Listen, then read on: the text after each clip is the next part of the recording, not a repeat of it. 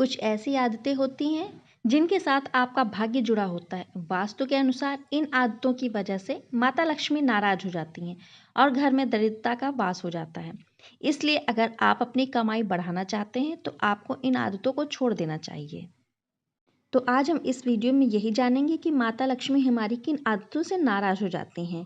और वीडियो शुरू करने से पहले आपसे एक छोटी सी रिक्वेस्ट है, अगर अभी तक आपने हमारे चैनल को सब्सक्राइब नहीं किया है तो आप हमारे चैनल को सब्सक्राइब कर सकते हैं, क्योंकि इस चैनल पर हम आपको पूजा पाठ से संबंधित, घर गृहस्थी से संबंधित तथा व्रत त्यौहार से संबंधित जानकारी देते रहते हैं। तो आइए वीडियो शुरू करते हैं।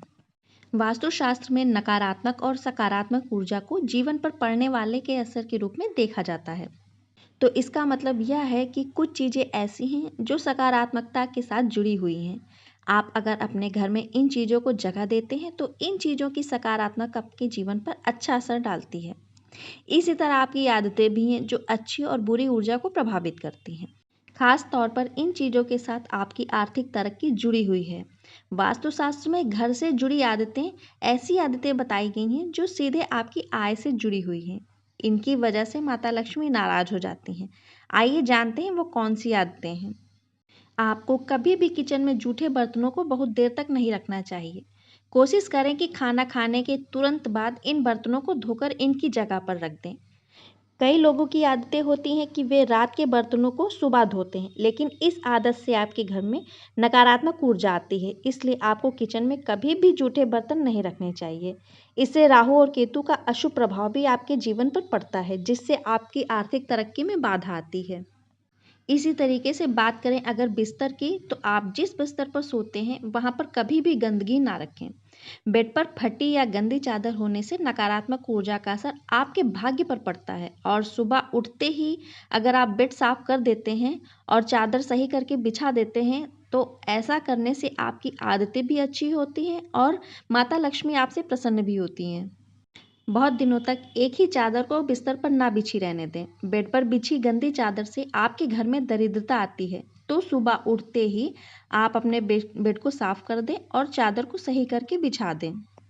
रोजाना पूजा करने के बाद पूजा घर या मंदिर की साफ सफाई जरूर रखें। इससे आपके घर में उन्नति होती है और माता लक्ष्मी की कृपा आप पर बनी रहती है। अगर आप रोजाना पूजा नहीं भी करते हैं तो भी घर के मंदिर में कभी भी धूल मिट्टी जमा ना होने दें। इससे आपके घर में नकारात्मकता का वास हो जाता है और मानसिक तनाव भी बना रहता है। इसी तरीके से हम अपने घर के जूते चप्पलों को अनदेखा नहीं कर सकते हैं, क्योंकि कई लोगों की आदत होती है कि वे जूते इधर उधर फेंक देते हैं। जूते फेंकने की यह आदत आपके जीवन में नकारात्मक ऊर्जा ला सकती है। खासतौर पर जूतों को कभी भी मुख्य द्वार पर टिका कर ना रखें। इससे घर में माता लक्ष्मी का आगमन बाधित होता है।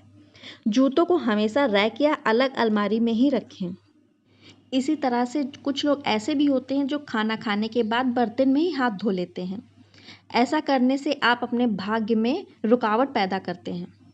खाना खाने के बाद बर्तन में ही हाथ ना धोएं, और ऐसा करने से आपका भाग्य कमजोर होता है। खाना खाने के बाद बर्तन को तुरंत ही किचन में जाकर रख दें और फिर किचन या बाथरूम में हाथ धोएं। बर्तन में हाथ धोने से आपकी आर्थिक स्थिति कमजोर हो जाती है और इससे आपकी सेहत भी बिगड़ने लगती है। इससे भोजन का अपमान भी होता है। इसलिए अगर आप अपने घर में समृद्धि चाहते हैं तो इस आदत को तुरंत छोड़ दें।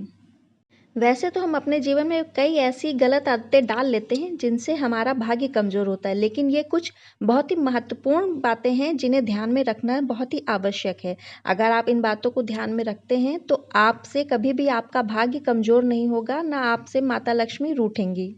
इसके साथ ही अगर हमारे घर में बड़े बुजुर्ग लोग हैं तो हमें उनका अपमान बिल्कुल भी नहीं करना चाहिए।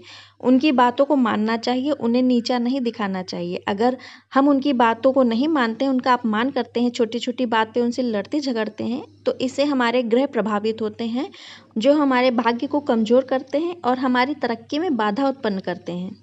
तो चलिए, उम्मीद करती हूँ कि यह वीडियो आपको पसंद आई होगी। अगर यह वीडियो आपको अच्छी लगी है, इसकी जानकारी आपके लिए यूज़फुल हो, तो हमारे चैनल को लाइक करें, सब्सक्राइब करें और बेल नोटिफिकेशन को ऑल पे सेट करते हैं, जिससे कि आने वाली सारी वीडियोज़ आप तक पहुँच सकें और आप उसका फ़ायदा उठा सकें। तो मिलते हैं कि अगली महत्वपूर्ण जानकारी के साथ अगले वीडियो में। तब तक के लिए राधे राधे, जय श्री कृष्णा।